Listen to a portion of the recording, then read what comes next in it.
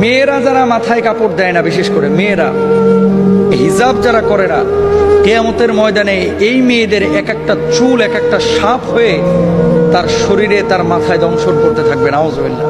বড় কঠিন বিষয় ভাই। নামাজ পড়া ফরজ, রোজা করা ফরজ, হজ করা ফরজ, যাকাত দেওয়া যেমন ফরজ, পর্দা করা ছেলেদের এবং মেয়েদের তেমনই ফরজ। মনে রাখবেন, আল্লাহ তাআলা বলেছেন ওয়ালিয়াদরিবনা বিখুমরিহিন্না আলা জুয়ুবিহিন, মেয়েরা এমন একটা পোশাক মাথা থেকে পা পর্যন্ত ঝুলিয়ে দিবে যাতে করে তার শারীরিক আকার আকৃতি অবয়ব বোঝা না যায়। আজকে সামান্য একটু ফ্যাশন করার জন্য, নিজেকে জাহের করার জন্য, প্রেজেন্ট করার জন্য, মানুষের সামনে আমার সিল্কি চুলগুলোকে প্রকাশ করার জন্য আজকে আপনি যে পর্দার খেলাফ কাজটা করতেছেন, এই সিল্কি চুলগুলোই কিয়ামতের ময়দানে এক একটা ওই রাসেল ভাইপারের মতো আক্রমণাত্মক হয়ে যাবে। এই চুলগুলো আপনাকে মাথার উপরে দংশন করবে। কেন আমরা বুঝি না?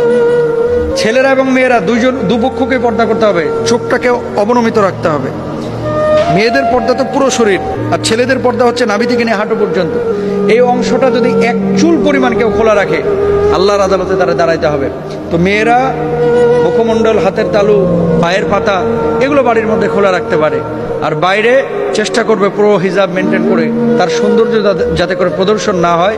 ছেলেরাও চক্ষুকে অবনমিত রাখবে, তার লজ্জাস্থানকে ঢেকে রাখবে।